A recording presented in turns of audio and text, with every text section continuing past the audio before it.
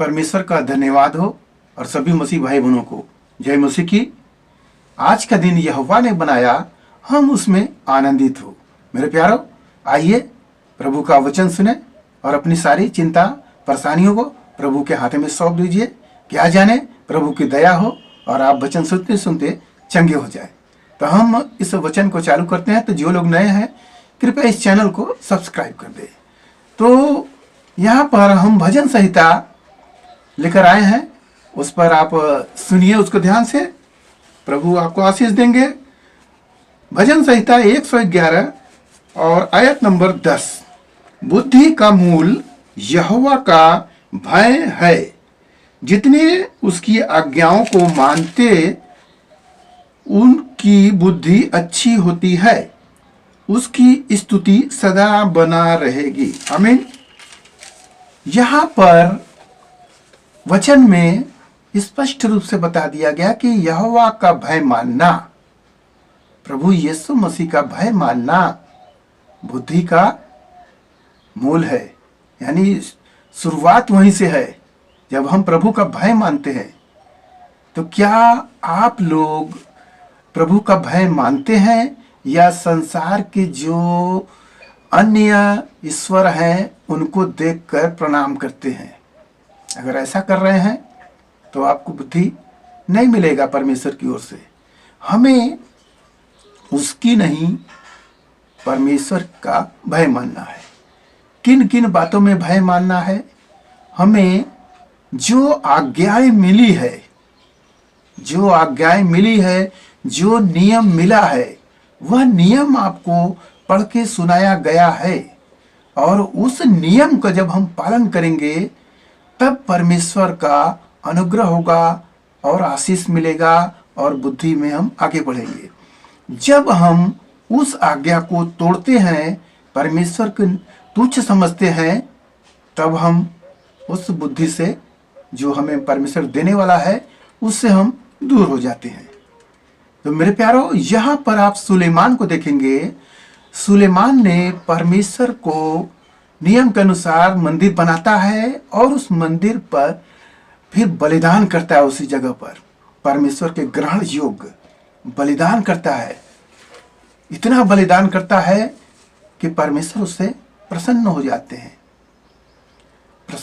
तो उससे पूछते हैं तुझे क्या चाहिए? तो वो कह रहा है मुझे बुद्धि दीजिए।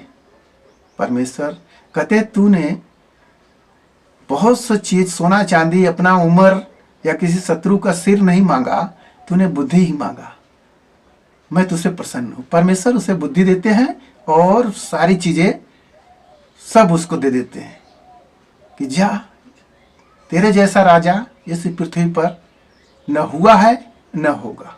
हालेलुया। तो उसकी बुद्धि इतनी थी कि उसने श्रेष्ठ गीत लिखा है, नीति वचन है। आप श्रेष्ठ गीत को आज कितने भी लोग हैं, कितने पढ़े लिखे लोग हैं, इस श्रेष्ठ गीत को नहीं वाच सकते, इसको नहीं पढ़ सकते। कितने भी बुद्धिमान आप हैं मगर उसको आप वाच नहीं पढ़ते। कितने भी पास्टर हैं, कलीसिया में बोलेंगे, सबका प्रचार करेंगे, परंतु उसका प्रचार नहीं कर सकते, क्योंकि जो बोलेगा वह शर्माएगा और सुनने वाले लजाएंगे, क्योंकि उसमें ऐसा शब्द है, परंतु वह शब्द पवित्र है, वह गलत नहीं है। हालेलुया। तो मेरे प्यारों, परमेश्वर बुद्धि देता है तो उस बुद्धि का हमें सही इस्तेमाल करना चाहिए। बुद्धि मिलेगा कैसे, आपको बताएं अभी इसी वचन में। तो हमें बुद्धि परमेश्वर का भय मानने से होगा। और जो व्यक्ति परमेश्वर का भय मानेगा तो परमेश्वर की स्तुति, जो महिमा कर रहा है, उसका स्तुति महिमा परमेश्वर के सामने बना रहेगा। बहुत से लोग आराधना करने आते हैं, कुछ दिन करते हैं, फिर उनका मन नहीं लगता है, भाग जाते हैं, फिर शैतान का पूजा करने लगते हैं। परंतु यहाँ परमेश्वर कह रहे हैं तेरी भक्ति मैं स्थिर कर दूंगा। परमेश्वर की भक्ति आप हमेशा करेंगे। आप यह ना सोचें कि हम कर रहे हैं भक्ति, परमेश्वर भक्ति आपसे ले रहा है, वही पूरा करा रहा है। हालेलुया। यहाँ पर लिखा है कि उसकी बुद्धि अच्छी होती है, उसकी स्तुति सदा बना रहेगी। परमेश्वर की स्तुति हम अपने ओठों से जो करते हैं वह करा रहा है। आप देखेंगे दिन में कई बार ऐसा हो जाता है, परमेश्वर का नाम ले लेते हैं, परमेश्वर की गीत गा लेते हैं और हालेलुया बोल देते हैं, या कोई भाई फोन करता है मेरे लिए प्रार्थना करो, प्रार्थना कर देते हैं। तो परमेश्वर स्वयं अपना ले रहा है। वह जानता है आपको, आपके कार्यों को जानता है, आपको भली भांति जानता है।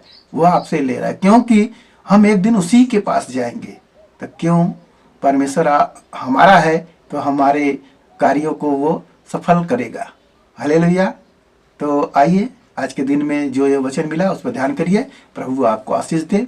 आइए आपके घर परिवार की हम प्रार्थना करते हैं। मान परमेश्वर माँ का धन्यवाद करते इसमें से राजा, आज के दिन प्रभु जी वचन सुना, उन्हें आशीष मिले, उनके घर परिवार में सुख शांति बनी रहे, सभी लोग भले चंगे रहे। हे मेरे राजा, जितने उन्हें देखे प्रभु, उनको प्रभु अच्छा मन दे ताकि उनकी भक्ति भी प्रभु पूरी हो जाए, शैतान छूने न पाए पिता। हालेलुया, आशीष से भर दे। धन्यवाद करते प्रार्थना यीशु मसीह के नाम में, आमीन।